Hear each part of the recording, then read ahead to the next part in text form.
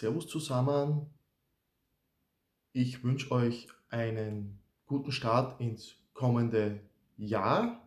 Das sind 365 Tage für 365 neue Chancen, seine Vorsätze umzusetzen.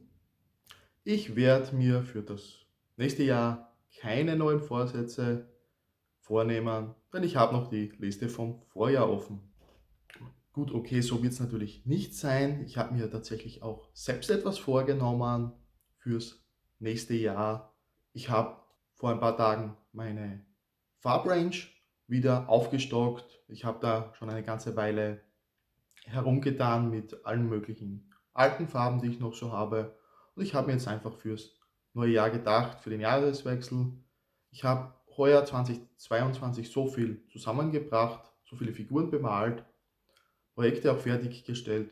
Ich will in diese Bemalrichtung ein bisschen weitergehen und habe mir dazu selbst jetzt auch mal ein paar Farbsets geholt, die ich mir so anschauen möchte, ein bisschen austesten möchte, ob da vielleicht das eine oder andere noch drinnen ist bei meiner Bemalung, beziehungsweise Sachen, wo ich vielleicht ein bisschen so Schwierigkeiten hatte, wo mir das Ergebnis dann nicht so ganz gefallen hat, ob ich das anderweitig vielleicht irgendwie hinbekommen kann. Aber bevor wir hier jetzt weitermachen mit meinen Vorsätzen, möchte ich mal einen kleinen Rückblick starten, eben in Bezug auf das Jahr 2022, da ich, wie vorhin schon gesagt, sehr viel da zusammengebracht habe. Im Endeffekt kann ich sagen, dass ich 2022 wesentlich mehr an Projekten fertiggestellt habe, beziehungsweise Figuren bemalt habe, als in den Jahren zuvor. Ich weiß gar nicht, was dafür so wirklich verantwortlich war. Ich habe einfach gemerkt, dass dann der Flow irgendwie gekommen ist und dadurch hat sich dann über die Zeit eben auch das Thema entwickelt, was ich in der letzten Zeit ein bisschen dann auch aufgegriffen habe mit den verschiedenen Tipps, die ich versucht habe euch zu geben in den Videos, die dann so mit der Zeit eben bei mir sich entwickelt haben und von mir dann implementiert wurden in meinen Alltag und wie ich dann mit dem Hobby umgegangen bin. Und ich denke, das alles hat dann ein bisschen dazu weitergeführt, dass dann immer mehr Motivation da war und damit auch die Projekte dann abgeschlossen wurden bzw. weitergegangen sind. Was war hier für mich jetzt da alles dabei für 2022, wo ich weitergekommen bin? Ich möchte gleich mal starten mit der Auf zu neuen Ufern-Kampagne von Freebooters Fate. Das ist quasi so das vielleicht nicht größte Projekt natürlich an Figuren auf dem Kanal, das ich abgeschlossen habe, beziehungsweise generell das Projekt, das ich heuer gemacht habe, das größte. Aber es ist eben das Projekt, das ich auch in Videoform hier auf dem Kanal mitbegleitet habe, das ihr nach wie vor natürlich finden könnt, falls euch das interessiert. Übrigens startet da jetzt bald auch die nächste Kampagne. Falls da irgendjemand Interesse hat, sich eine Freebooters Fate Mannschaft aufzubauen, schaut da einfach mal bei Freebooter Miniatures vorbei. Da werden dann alsbald sicher die ersten Infos kommen. Zumindest, worum geht es hier bei diesen Kampagnen? Von Anfang des Jahres weg, eigentlich über 5 Monate, eine fertige Mannschaft für Freebooters Fate aufzubauen. Das entspricht dann 4 Figuren pro Seite pro Monat, also 16 Figuren dann für die komplette Mannschaft zum Ende der Kampagne, weil man eben im letzten Monat dann auch noch ein Geländestück macht. Also eine ganz schöne Kampagne und mit der habe ich jetzt eben gestartet, weil das eben so das Hauptprojekt war dieses Jahr in der Hinsicht, dass sich halt etwas länger hingezogen hat, wo ich dann eben versucht habe, Monat für Monat meinen Beitrag zu leisten, meine Figuren fertig zu bekommen. Und das hat dann jetzt schlussendlich dazu geführt, dass ich in erster Linie die Schatten für Freebooters Fate natürlich fertig bekommen habe. Ich habe da mit den 4 Figuren, die ich vor der Kampagne bereits fertig hatte, jetzt insgesamt eben 20 Figuren für Freebooters Fate bei den Schatten, wo man ja nur so um die 8, 9 Figuren vielleicht benötigt für eine komplette Mannschaft, für ein reguläres 500 Dublonenspiel. Also da habe ich dann schon eine sehr gute Auswahl jetzt zusammen durch diese Teilnahme an der Kampagne.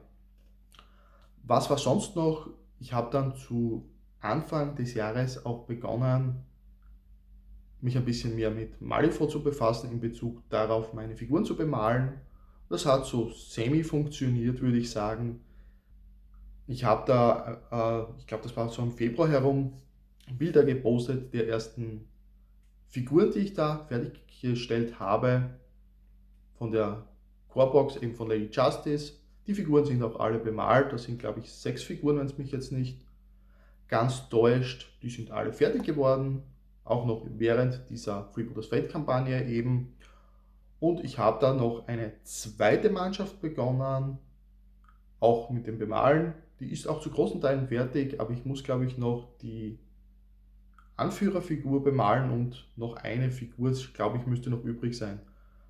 Ich weiß nicht wieso, aber da ist mir irgendwas dann, ich glaube, irgendwas hat da dann gefehlt an Farben oder so, und da habe ich dann eben eine kurze Pause gemacht oder eben wegen der Freebooters Fate Kampagne eine kurze Pause, um dort weiterzumachen, und deswegen irgendwie nicht mehr den Flow dann bekommen, um diese Mannschaft abzuschließen. Sind eigentlich nur wenige Figuren, aber da werde ich mich vielleicht dann im kommenden Jahr dann mal ransetzen und das angehen, weil das ist eigentlich dann gleich erledigt.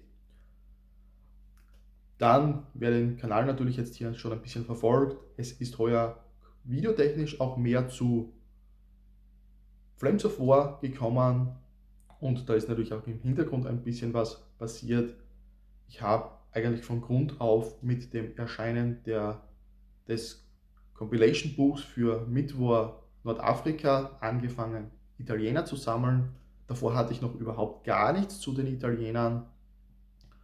Und auch das ist dann eigentlich mit dem Inhalt der Tobruk-Box und dann dem Inhalt eben der Forces-Box, also der Army-Box, dann schon eine recht schöne Armee geworden, die ich dann auch noch erweitert habe. Aktuell ist es so, dass ich eigentlich alles dann habe für die Italiener, was ich brauche. Mindestens 100 Punkte sind auch zusammengebaut mit ein bisschen Variation, um sie tatsächlich spielen zu können. Über das Bauen bin ich nicht ganz hinweggekommen, also da fehlt die Bemalung noch, wird sich dann zeigen, vielleicht für das kommende Jahr ein neues Projekt, aber da werden wir das erst sehen. Ansonsten habe ich bei den Italienern noch ein paar Sachen erweitert, eben so Einzelblister mit den alten Infanterie-Platoons, sofern noch verfügbar, um da einfach auch ein bisschen Infanterie reinzubekommen. Denn ich persönlich finde es nicht wirklich schön, wenn man hier dann Alternativmodelle nimmt. Ich meine, Proxys ist okay, wenn man mal was ausprobieren möchte, oder auch wenn vielleicht keine richtigen Figuren vorhanden sind, wie zum Beispiel, wenn man sagt Infinity, wo dann teilweise Waffenloadouts nicht verfügbar sind als eigene Figuren oder Figuren vielleicht gar nicht vorhanden sind. Da ist es was anderes. Aber bei solchen Sachen wie den Italienern zum Beispiel, da schaue ich dann auch, dass ich auf die Figuren hinkomme, dass ich mir die dann auch irgendwie besorge.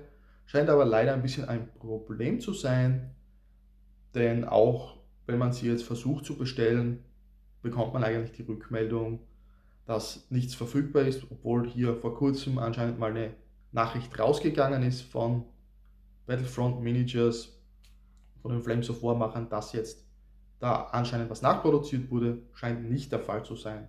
Aber zumindest habe ich es geschafft, mir hier dann ein paar der Weapon Platoons zu organisieren. Ich glaube maximal 3 kann man spielen. Die habe ich alle 3 bekommen. So kann ich, wenn ich die dann mal auch zusammenbauen würde in nächster Zeit, auch mal Infanterie vernünftig dann einsetzen für die Italiener. Dann bleiben wir noch kurz bei Flames of War. Da ist es natürlich noch anderweitig weitergegangen. Da hatten wir ja heuer dann auch noch die Veröffentlichung von Midwar Ostfront, eben das Compilation-Buch, wo alle Bücher wieder zusammengefasst sind, die es zu diesem Thema bereits in V4 gibt. Und damit verbunden bin ich dann auch in den Besitz einer der beiden Starterboxen gekommen, eben der Tobruk Starterbox mit den ganzen Panzern für Sowjets und die Deutschen, und auch nebenher, dass diese beiden Fraktionen aus der Starterbox bereits 100 Punkte ergeben, also eine volle Armee jeweils, habe ich eben diese dann auch zusammengebaut. Also sind das quasi dann auch zwei neue Armeen, die zwar noch unbemalt sind, aber die meiner Flames of War Sammlung hier heuer dazugekommen sind. Also auch hier dann schon insgesamt drei Armeen, die ich hier alleine heuer dann zusammengestellt habe für Flames of War. Also schon ein bisschen was, wo man dann ein bisschen wechseln kann, die Armeen und auch die Front, die man dann spielen möchte. Eine Sache, die nicht ganz so funktioniert hat im heurigen Jahr, gehört auch noch in die Richtung Flames of War, ist das Thema Team Yankee. Das Spiel ist ja recht gleich aufgebaut, auch eben von der gleichen Firma, gleicher Maßstab, sehr, sehr ähnlich. Habe ich aber heuer oder generell noch nie geschafft zu spielen, aber durch eine der Veröffentlichungen dieses Jahr mit dem Warschau-Pakt habe ich mir hier dann das Buch dazu geholt und dann eben auch eine Starterbox bzw. jede der beiden dazugehörigen Starterboxen einmal. So hat man natürlich schon mal das Regelbuch auch dabei und die ersten Figuren. Ich habe dann aber gemerkt, okay, das ist ein bisschen mehr dann auch an Aufwand, weil die Einheiten recht günstig sind. Also ich komme hier jetzt da mit diesen zwei unterschiedlichen Starterboxen, einmal eher mit Panzern, einmal mit Infanterie, Transportern und solchen Sachen, plus dann noch ein paar Support-Einheiten, die ich mir geholt habe, gerade mal hin 75 Punkte aufstellen zu können und würde hier für die kompletten 100 Punkte tatsächlich noch eine der weiteren Starterboxen brauchen, also eine zweimal oder irgendwelche anderen Einheiten, je nachdem. Und das hat mich heuer dazu gebracht, dass das Projekt doch immer wieder in den Hintergrund geraten ist. Ich habe die Modelle zum aktuellen Zeitpunkt noch nicht mal zusammengebaut. Es gibt jetzt auch anscheinend nicht die große Spielerschaft für Team Yankee, also ist es nicht ganz so schlimm, weil es hätte sich auch keine so große Möglichkeit jetzt ergeben, das Spiel auch regelmäßig oder überhaupt mal so sehr zu spielen. Daher ist es nicht so schlimm. Ich habe die Sachen noch hier. Ich habe mich dazu entschlossen, sie nicht wieder wegzugeben fürs Erste. Vielleicht auch das eben dann etwas, das sich als Projekt fürs kommende Jahr anbietet, weil zusammengebaut sind die Sachen ja recht schnell. Aber eben, wie gesagt, sehr, sehr viele Figuren, die man dafür dann braucht, um diese Armee überhaupt aufstellen zu können. Ein weiterer wichtiger Meilenstein für mich heuer war dann wieder das Thema Kings of War. Dort haben wir ja heuer auch das neue Regelbuch bekommen. Ich nenne es jetzt das 2022er Regelbuch, wo eigentlich alles abgedatet an Regeln drinnen ist, was ihr braucht, um Kings of War spielen zu können, inklusive der neuen Ambush-Regeln für kleine 1000-Punkte-Spiele, dann alles, was drüber geht mit 3000 Punkte und mehr über ein reguläres Spiel und auch Belagerungsregeln und eben alle aktuell verfügbaren Armeelisten. Was hier ein bisschen schade ist, meiner Meinung nach, ist, dass die Twilight Kin, also quasi dunkle Elfen, aktuell rausgefallen sind aus dem Spiel, quasi weil die Liste eben nicht mehr offiziell im Buch mit dabei ist. Da müsste man sich mit den alten Publikationen der letzten Jahre begnügen. Für Turniere weiß ich gar nicht, ob das überhaupt offiziell so zugelassen ist oder nicht. Ist aber jetzt mal egal. Das hat mich ein bisschen im ersten Moment verwundert, dass hier die Twilight Kin jetzt weg sind, weil das eine Armee ist, die mich interessiert hat und wo ich tatsächlich vor 2 Jahren mal geschaut habe, ob ich die alten Mantic-Figuren noch bekomme, weil ich diese Figuren-Range eigentlich ganz interessant fand.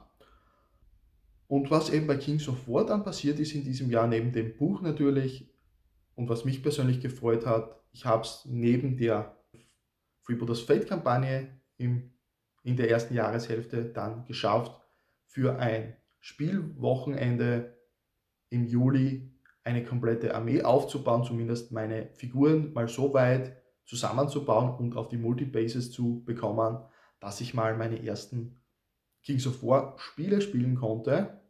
Und auch da muss ich sagen, das hat mir sehr viel Spaß gemacht. Ich habe auch gemerkt, dass das Spiel genauso sich dann auch anfühlt, wie sich's irgendwie liest. Also was man so beim Durchlesen der Regeln, beim Ansehen vielleicht, wenn man sich Battle Reports auch ansieht, so ein bisschen an Feeling mitbekommt, wie das Spiel abläuft, wie das Ganze ist.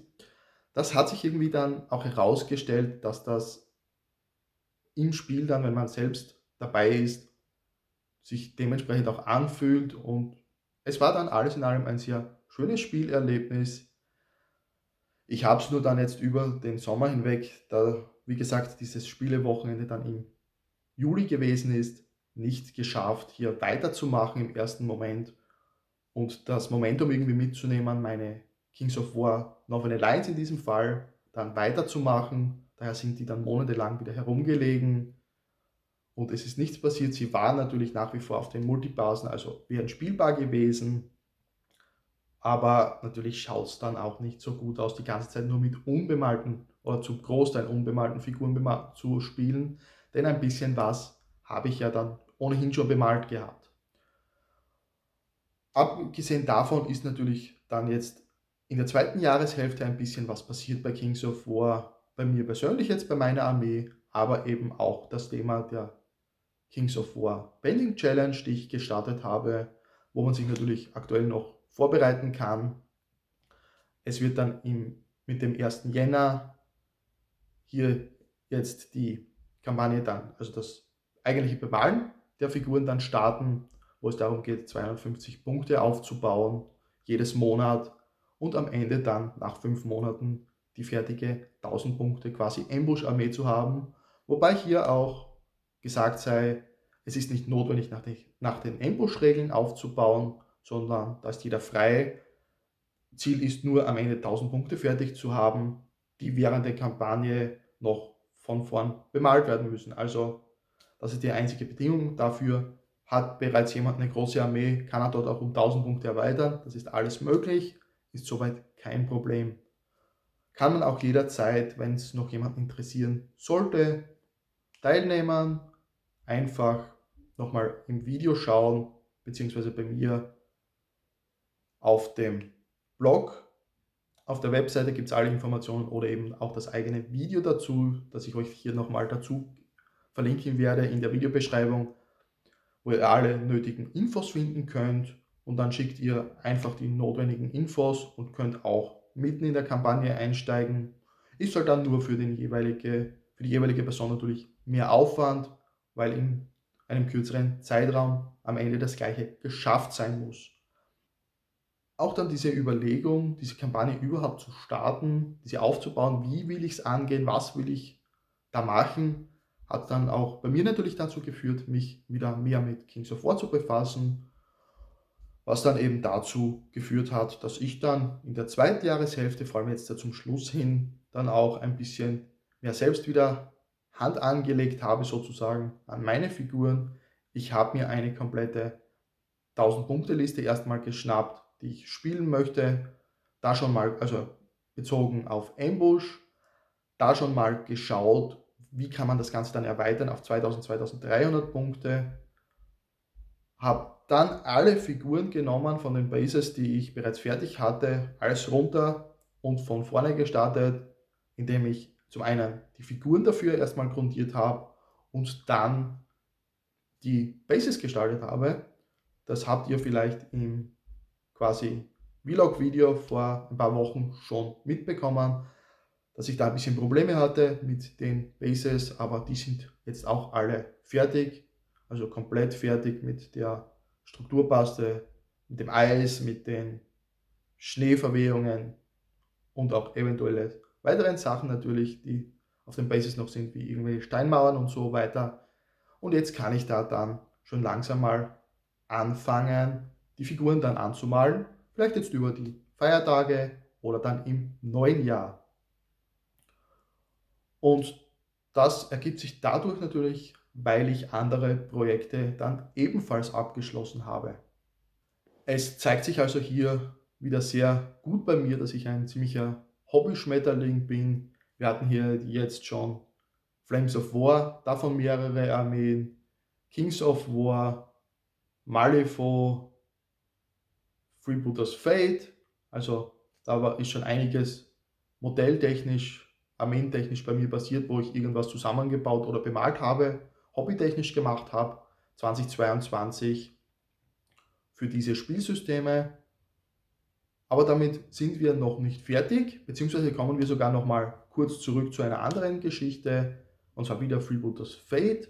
Ich habe hier jetzt in den letzten Wochen vor Weihnachten auch hier weitergemacht und habe dann, nachdem ich die Schatten gemacht habe, zu Anfang des Jahres, wo dann auch tatsächlich noch ein paar andere Figuren dazugekommen sind. Ich habe da zum Beispiel in dieser Zeit dann noch Rubio bemalt, also einen Anführer für die Piraten, und auch Lehocha, glaube ich, heißt die Figur. Auch die habe ich in dieser Zeit dann noch bemalt, während so kombiniert mit den Schatten mit.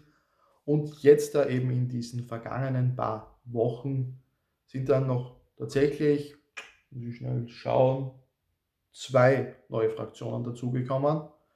In der Hinsicht, dass ich die Sachen ohnehin schon hatte, aber ich habe mir hier jetzt da eben vor allem für Demospiele und möglicherweise für etwas, das hier in nächster Zeit einmal auch auf dem Kanal hier zu sehen sein könnte, hoffentlich auch wird, habe ich dann noch 2 weitere Mannschaften bemalt. Die werdet ihr dann noch in genaueren Details dann sehen, auch in Videos. Und da habe ich aber keine kompletten 500 Dublonen-Mannschaften fertiggestellt, sondern so, wie ich es in einem meiner Videos dann auch erwähnt hatte, mit dem Tipp, kleiner anzufangen. Man muss ja nicht von vornherein eine große Armee aufbauen, auch wenn natürlich Freebooters Fate 500 Dublonen nur 8, 9 Figuren bedeutet im Regelfall, habe ich das System hier dann angewendet und habe mir quasi 2 300 Dublonen-Mannschaften aufgebaut für Demospiele, ausgehend dann eben von einem Anführer und dann ebenso wie man regulär seine Armee aufbaut, seine Mannschaft auf 300 Dublonen. Das hat dann eben zu dementsprechenden so 4, 5 Figuren pro Seite geführt, die dann hier in diesem Zusammenhang dann fertiggestellt worden sind. Und da in diesem Zusammenhang habe ich dann auch gemerkt, wie gut diese Tipps dann funktionieren, die ich selbst ja auch anwende, denn beide Mannschaften sind dann teilweise zu großen Teilen, wenn nicht sogar komplett, an einem einzigen Abend fertig geworden, wo ich mich eben einfach mehrere Stunden hingesetzt habe. Wie gesagt, in einem meiner, ich glaube, Weihnachtsvideos, letzte Woche habe ich es gesagt, Podcast rein in die Ohren und dann laufen lassen. In 3, 4 Stunden geht dann schon ein bisschen was weiter, beziehungsweise auch vielleicht nur 2 Stunden. Und so ist dann am Ende des Abends dann die komplette Mannschaft mit 4 Figuren fertig gewesen, 300 Dublonen wie gesagt, aber die genauen Figuren schauen wir uns dann eh noch an. Weil ich will da jetzt gar nicht zu viel verraten, ganz ehrlich gesagt, was da vielleicht noch kommen könnte. Dann die zweite Mannschaft ging es ähnlich, da habe ich mich dann auch eben hingesetzt, ein paar Tage später, die Woche darauf, habe dann in einem Patch quasi die ersten 3 Figuren gemacht, weil ich da schon wusste, die haben ein ähnliches Konzept, weil ähnliche, alle mit Rüstungsteilen, alle dann auch vielleicht Regeln, die sie ein bisschen auch quasi zusammenbringen, durch diese Verwandtregel zum Beispiel, die es ja bei Freebooters Fate gibt, dass die Figuren eben miteinander verwandt sind, und da wollte ich einfach ein zusammengehöriges Farbschema dadurch erzielen, deswegen habe ich die Figuren gemeinsam bemalt und dann sind mir noch 2 andere Figuren übrig geblieben, die ich dann in den Abenden danach jeweils bemalt habe, pro Figur, pro Abend dann eine dieser beiden Figuren, und so wurde ich dann eigentlich auch bei diesen beiden Mannschaften für Freebooters Fate innerhalb von wenigen Tagen, auf alle Fälle innerhalb von einer Woche jeweils, immer fertig mit der kompletten Mannschaft. So dass ich jetzt kurz vor den Feiertagen 2 neue Mannschaften für Freebooters Fate habe, die man auch sehr gut dann für Demospiele verwenden kann. Das war auch ein bisschen so der ursprüngliche Gedanke dahinter. Im Zuge von diesem vor allem letzten Freebooters Fate Projekt habe ich dann auch den Schritt gewagt, in die Bemalung einen neuen Schritt für mich, einen neuen Weg für mich zu finden, beziehungsweise einen Schritt weiter zu gehen. Denn ich habe in letzter Zeit dann doch sehr viel auch mit Kontrastfarben hier und dort immer wieder gearbeitet, habe da aber auch vor allem diese verwendet, vor allem jetzt zum Schluss bei den Freebooters-Figuren auch als Grundlage und auf diesen dann aufgebaut. Für so Kings of War Sachen finde ich zum Beispiel diese Contrast Paints oder eben auch Speed Paints. Ich habe da mit ein paar verschiedenen Sachen herumgearbeitet. Eigentlich sehr, sehr gut, weil man schnell ein gutes Ergebnis erzielt für solche Sachen. Mir gefällt es grundsätzlich auch für die Freebooters Fate Einzelfiguren, aber eben in vielen Fällen dann noch in Verbindung mit anderen Dingen, wie zum Beispiel so diese Golddetails von irgendwelchen Ketten oder Armreif oder so etwas. Das habe ich dann doch mit ganz regulärem Gold gemalt oder auch wieder andere Sachen wie Trockenbürsten oder so etwas mit reingebracht oder auch vielleicht ein bisschen Layering oder zumindest Akzente, um da ein bisschen mehr Tiefe zu bekommen bei den Einzelfiguren. War aber eigentlich alles recht Kontrastfarben konzentriert mit ein paar Zusatzsachen und das hat sich halt jetzt auch ein bisschen verändert, denn die Leute von euch, die den Kanal schon ein bisschen verfolgen, kennen schon die Piratenmannschaft von mir von Freebooters Fate. Diese habe ich ja damals noch komplett ohne Kontrast oder zum Großteil ohne Kontrast bemalt, dann nur hier und da mal einzelne Farben verwendet für gewisse Dinge. Und da habe ich dann ein bisschen für mich auch gemerkt, dass ich ein Problem habe, Haut zu malen. Also ich habe da mich nie wirklich so sehr damit auseinandergesetzt und habe das einfach dann versucht, so wie ich es mir vorgestellt habe, dann zu machen und gedacht habe, okay, die eine Figur möchte ich eine dunkle Hautfarbe haben, habe ich mit Brauntönen gearbeitet. Das hat eigentlich alles ganz gut funktioniert. Oder die Piraten eher hellere Hautfarbe, also weiße Hautfarbe, aber vielleicht doch mehr auf dem Meer unterwegs und so, daher eben eher braun gebrannt, also dann doch wieder etwas dunkler, aber nicht so dunkel. Und da habe ich versucht, ein bisschen herum zu experimentieren mit verschiedenen Farben, habe dann auch angefangen, die fertigen eben Skinfarben quasi zu verwenden, die es so gibt für die Contrast Paints. Das funktioniert ganz gut, vor allem bei den Figuren, die wenig Haut haben, wo eben alles mit Stoff oder mit Rüstungsteilen versehen ist. Dafür verwende ich das hauptsächlich auch. Aber sobald es dann weitergeht in andere Figurenrichtungen, wo dann doch mehr Haut zu malen ist, habe ich das Ganze versucht anders irgendwie zu lösen. Wie gesagt, in der Vergangenheit hatte ich sowieso nur von Hand alles malen müssen, weil es eben keine Kontrastfarben da noch gab bei den Piraten. Und da habe ich dann eben gemerkt, dass mir das nicht ganz so gut gelingt bzw. gefällt. Vor allem gemerkt habe ich es bei meiner Piratin, denn da hatte ich von vornherein die Idee gehabt, da ein bisschen mehr Abwechslung auch in die Mannschaft bekommen zu wollen. Daher ein bisschen wollte ich mit Rot und mit Blau arbeiten und so kam dann der Gedanke, okay, irgendwie ein blaues Kleidungsstück und rote Haare und da verbunden damit eben etwas hellere Haut. Da habe ich mir wirklich vorgenommen gehabt, ich möchte hellere Haut malen. Ich sag mal, für das, was es geworden ist, ganz okay. Wie gesagt, der eine oder andere hat die Figur vielleicht dann eh schon irgendwo auf dem Kanal in einem der Videos gesehen. Alles in allem ist das aber viel zu hell und auch viel zu rosa für Hautfarbe und es passt irgendwie alles nicht so ganz zusammen. Und da habe ich dann über die Zeit dann auch für mich gemerkt, jetzt nicht nur im heurigen Jahr, sondern bereits davor, weil manche dieser Figuren sind ja dann doch schon vor 2, 3 Jahren oder noch länger bemalt worden, dass ich da ein bisschen so struggle mit dem Bemalen von Haut. Und da habe ich mir jetzt da heuer, oder jetzt heuer ist gut, vor eigentlich erst 2 Wochen das Skin Tone Farbset geholt von Army Painter. Ich habe da die Farben bisher noch gar nicht so viel verwendet. Das, was ich verwendet habe, hat eigentlich ganz gut funktioniert. Daher auch die Entscheidung. Und der ausschlaggebende Grund dafür war eigentlich dieses Kingdom Set selbst. Denn man hat hier, so wie es sich eben gezeigt hat, rein von dem, oder wenn man sich das Produkt so angesehen hat, zusammengestellte Farben, die aufeinander abgestimmt sind, um dann eben alle möglichen Hauttöne zu malen. Und da hatte ich eben immer das Problem, die richtigen Farben zusammenzubekommen, damit das Ganze irgendwie harmonisch wirkt. Sondern entweder hatte ich verschiedene Farbtöne, die zu stark voneinander abgewichen sind, oder ich habe von Haus aus die Farbe, einen dunkleren Farbton quasi hergenommen und diesen dann mit Ocker oder mit eben Weiß dann immer weiter aufgehellt und somit verschiedene Schichten gebildet und gelayert, um meine Haut zu machen. Aber wie gesagt, hat das für mich nicht so ganz gut funktioniert, vor allem weil ich dann nicht so recht wusste, für eventuelle eben Waschen sollte man doch irgendwie machen. Ich habe es dann häufig nicht gemacht, weil ich irgendwie nicht gefunden habe, welchen Farbton ich dafür verwenden soll.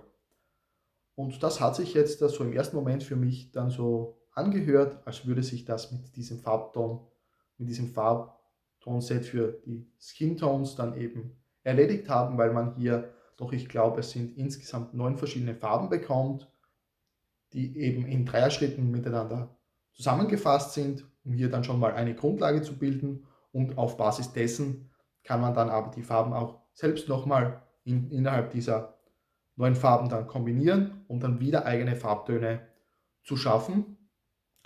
So hat sich das Ganze für mich eben angehört, deswegen habe ich mir das Set dann auch schlussendlich jetzt vor ein paar Wochen geholt.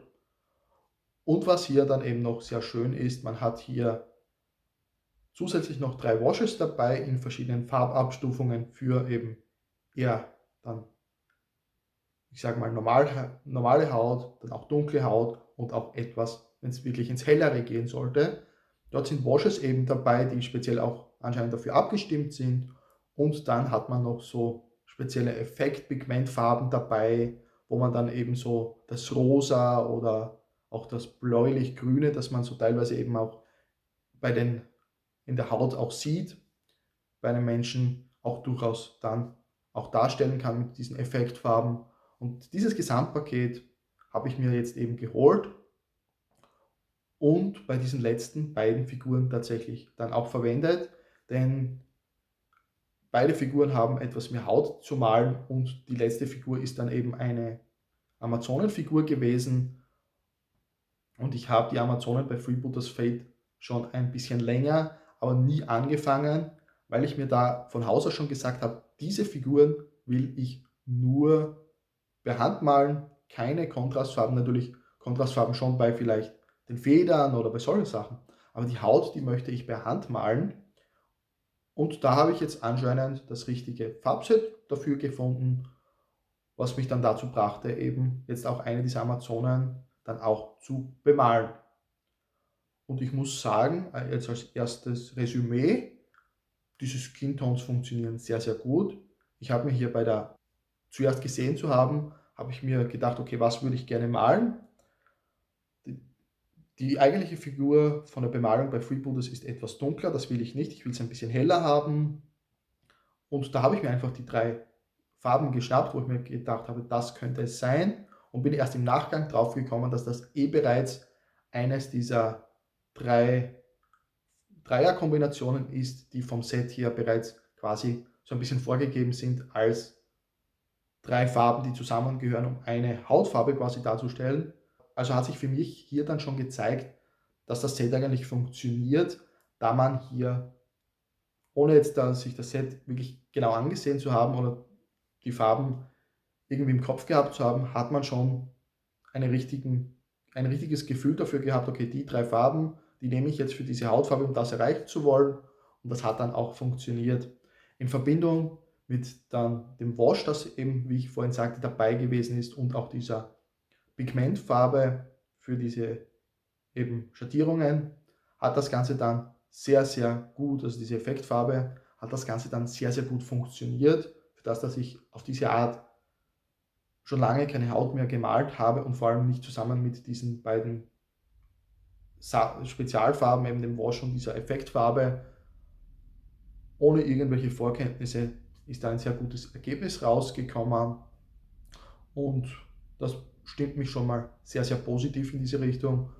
Und dann bin ich im zweiten Schritt dann eben einen Tag später die zweite Figur angegangen und auch dort wieder mit einfachen quasi Layering und dem Folgen einfach, dass man sagt, man hat diese 3 Grundfarben, die man hier verwendet für eine Basisfarbe, erste Akzentschicht, zweite Akzentschicht quasi oder Layering, zusammen mit dem Wash und dieser Effektfarbe oder den Effektfarben. Man hat 3 dabei, man kann die auch für unterschiedliche Sachen verwenden.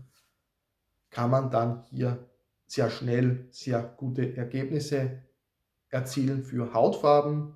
Und da kann es dann durchaus sein, dass ich vielleicht nächstes Jahr die Amazonen mal tatsächlich als Mannschaft angehe und diese dann abschließe und mal als fertige, spielbare und natürlich bemalte Mannschaft dann auch aufs Spielfeld bringen kann. Jetzt waren wir eben wieder zurück bei Freebooters Fate. Das war's für 2022 aber noch nicht. Eine Kleinigkeit habe ich noch. Der ein oder andere, falls ihr mir auf Instagram auch folgt, wisst, was das sein wird. Beziehungsweise sogar noch 2 Sachen fällt mir gerade ein. Eins habe ich komplett unterschlagen. Das machen wir aber dann zum Schluss. Das andere Thema Infinity. Ich habe jetzt auch angefangen, wieder mehr mit Infinity zu machen. Eben vor allem, weil ich mir die Operation Blackwind 2-Spieler Startup Box auch für Code One geholt habe. Ist natürlich auch klarerweise verwendbar für N4, auch wenn es Code One gelabelt ist.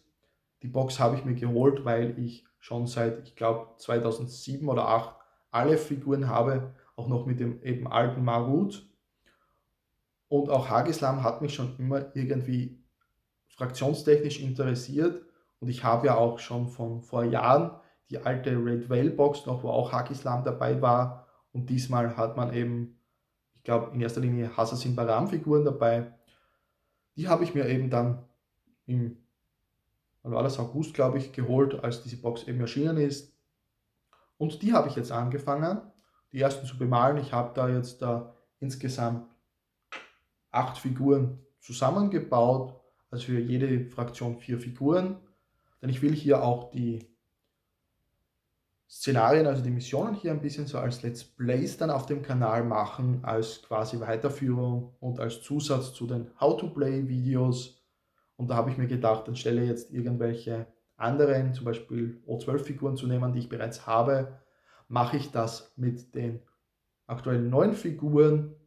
Daher habe ich die eben jetzt mal zusammengebaut. Die ersten 8 sind, wie gesagt, gebaut. Ging auch extrem schnell. Auch all das, was hier zu Infinity passiert ist, ist eigentlich noch im Dezember jetzt passiert. Davor habe ich zu Infinity recht wenig gemacht heuer. Also auch diese Figuren sind hier jetzt noch im Dezember fertig gebaut worden. Und von diesen 8 Figuren sind auch 4 Aleph-Figuren und 3 der Haq-Islam-Figuren bereits fertig bemalt. Waren auch zum Teil schon zu sehen, wie gesagt, auf Instagram. Und jetzt fehlt mir hier noch eine Figur für Haq-Islam. Auch hier wird es dann erstmal eine kleine Pause geben, wahrscheinlich, aber im Zuge die Kampagne bzw. diese Missionen dann zu spielen aus der Operation Blackwind Box, wird dann im Zuge dessen es passieren, dass die weiteren Figuren gebaut und dann auch bemalt werden, um das Ganze hier dann weiterzuführen.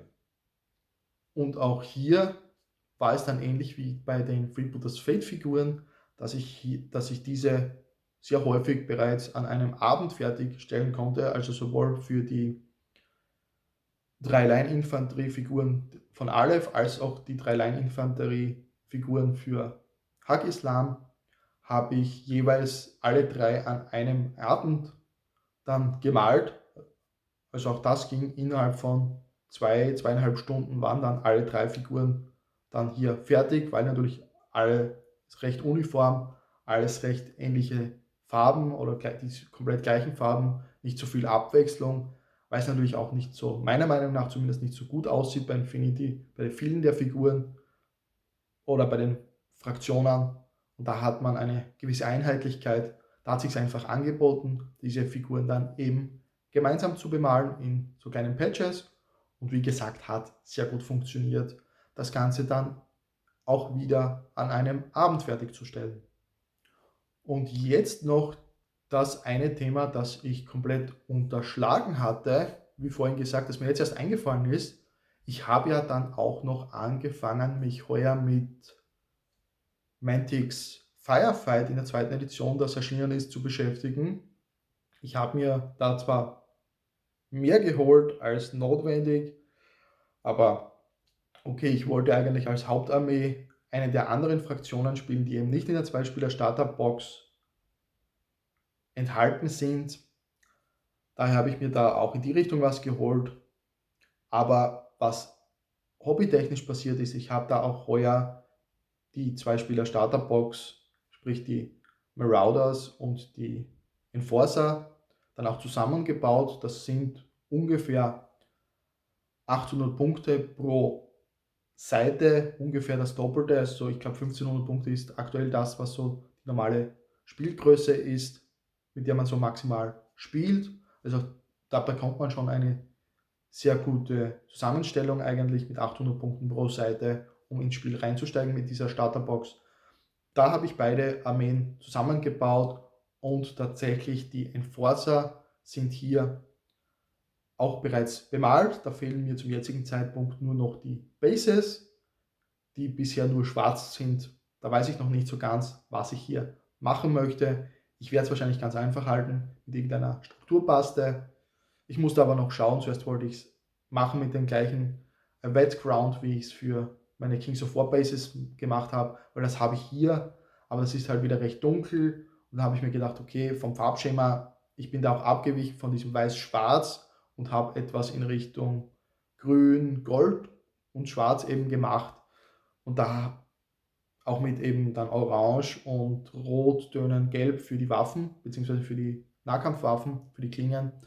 Und da habe ich mir dann gedacht, okay, da muss noch irgendwas anderes für die Bases her. Da bin ich jetzt eher in die Richtung, dass ich etwas Helleres in Richtung Braun, Ocker oder so etwas mache. Das glaube ich wirkt besser und sieht besser aus bei diesen Figuren. Da muss ich aber erst schauen und mir das Ganze dann erst besorgen.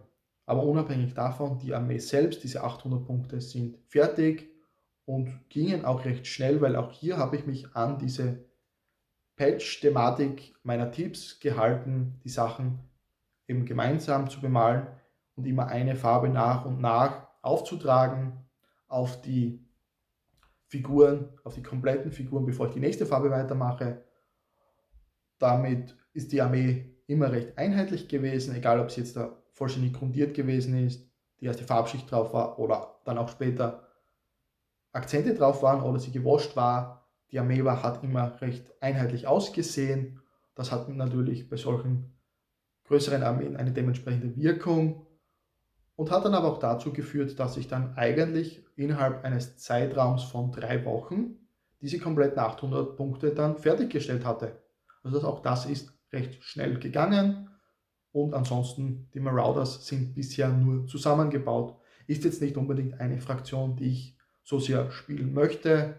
Falls mal jemand Interesse hat, Firefight zu testen hier in meiner Gegend, habe ich jetzt 2 kleine Fraktionen.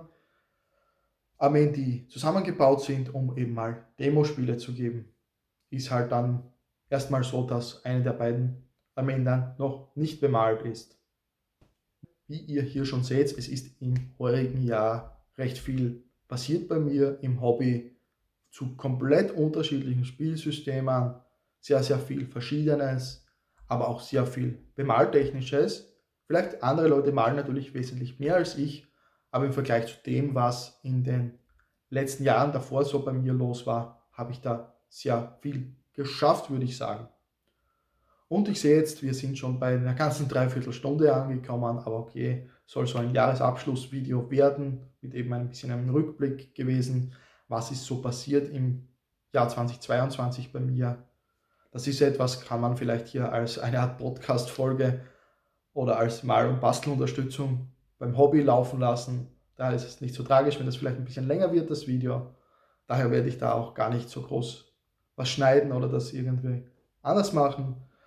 Und daher will ich jetzt nach dieser Dreiviertelstunde noch auf einen kleinen Ausblick hinaus, was nächstes Jahr so passieren wird, beziehungsweise ich werde mich da jetzt ganz kurz halten. Ich habe zu Anfang schon gesagt, meine Vorsätze sind noch offen vom Vorjahr, das stimmt in gewisser Weise, sind aber eher dann auch Vorsätze von anderer Natur, die nichts mit dem Hobby zu tun haben, wobei ich auch hier doch einiges geschafft habe, denn so wirklich viel Vorsätze habe ich mir gar nicht vorgenommen gehabt. Ein Hobbyvorsatz war ganz einfach, mehr im Hobby zu machen, was ich sehr eindeutig ja auch geschafft habe, wie ihr hier gerade gehört habt. Und jetzt ist es aber so, dadurch, dass so viele Sachen jetzt natürlich fertig geworden sind, habe ich jetzt Zeit für andere Dinge. Da jetzt natürlich mit dem 1. Jänner dann die Kings of War Painting Challenge startet und ich mich von dieser natürlich komplett rausnehme und euch das Ganze überlasse, werde ich trotzdem auch mit Kings of War hier weitermachen, vor allem jetzt, wo die Bases auch schon mal fertig sind und ich jetzt die Zeit habe, da die ganzen Freebooters Fate Sachen weg sind, Malifaux weg ist, dort nur mehr diese 2 Figuren zu bemalen sind und auch sonst alles andere in kleineren Schritten jetzt passiert, wie zum Beispiel eben das Weiteraufbauen von zum Beispiel Freebooters Fate oder von Infinity. Da kann ich mir dann einzelne Figuren rausschnappen und diese bemalen und nicht mehr mehrere Figuren auf einmal. Dadurch habe ich jetzt die Zeit und werde mich hier 2023 mehr mit Kings of War beschäftigen. Also das wäre zumindest mein Plan, mein Vorsatz für dieses kommende Jahr 2023 und möchte dann auch die Zeit vielleicht dann mir nehmen, bei Flames of War weiterzumachen, um auch hier, wenn wir schon jetzt 3 neue Armeen 2022 fertiggestellt haben, was den Zusammenbau betrifft, dass diese dann vielleicht auch mal Farben bekommen im nächsten Jahr. Und sonst habe ich ja als eigentliche Hauptarmee noch aus V3-Zeiten meine Amerikaner, die sind zu Teilen gebaut und grundiert. Da müsste ich wirklich mal mit der Bemalung beginnen. Auch die könnte ich zum Beispiel im kommenden Jahr angehen und mal mit mehr Farbe versehen. Und ich habe mir aufgrund guter Angebote und Abwechslung im Spiel dann auch diverse Sachen noch besorgt, zum Beispiel die Spearhead Box für Late War Americans ist auch bei mir. Die habe ich mir vor ein paar Monaten geholt. Die müsste ich noch komplett bauen, aber das war halt etwas, wo ich sage, ich habe alles aktuell auf die Idee ausgerichtet gehabt. Da hat man dann nicht so viel Möglichkeiten und eben mit dieser Box geht es dann etwas weiter in der Zeitlinie mit auch neuen Einheiten, die dann auch in der Box zu finden sind. Auch wieder mit etwas mehr Infanterie dabei. Dadurch habe ich jetzt durch die alte, ich glaube, was war das? Hit the Beach Box, wo glaube ich die Parachute Rifle Company, glaube ich, dabei war als Infanterie damals. Habe ich hier jetzt nochmal ein zweites Platoon davon. Also auch hier dann etwas mehr in diese Richtung, wo ich gehen kann. Und ansonsten für die Armored Rifles, da habe ich auch ein Platoon bemalt und grundiert, um überhaupt mal Infanterie spielen zu können. Und ein zweites Platoon wartet hier noch auf den Zusammenbau. Die habe ich schon mir tatsächlich vor 2 oder 3 Jahren vermutlich geholt, um auch in Richtung Infanterie mehr spielen zu können, was aber sehr eindeutig bisher nicht passiert ist. Also auch hier sehr viele Möglichkeiten in Richtung Infanterie bzw. in Richtung Flames of War ebenfalls weiterzumachen nächstes Jahr. Was sind jetzt so eure Hobbyvorsätze für 2023? Mich würde das durchaus interessieren. Schreibt da einfach eure Vorsätze als Kommentare unter das Video. Vielleicht hat da dann auch der eine oder andere noch eine Idee, was er so sich selbst als Vorsatz fürs nächste Jahr fürs Hobby nehmen kann. Und dann schließe ich das Video jetzt aber hier tatsächlich ab und wir sehen uns 2023 wieder.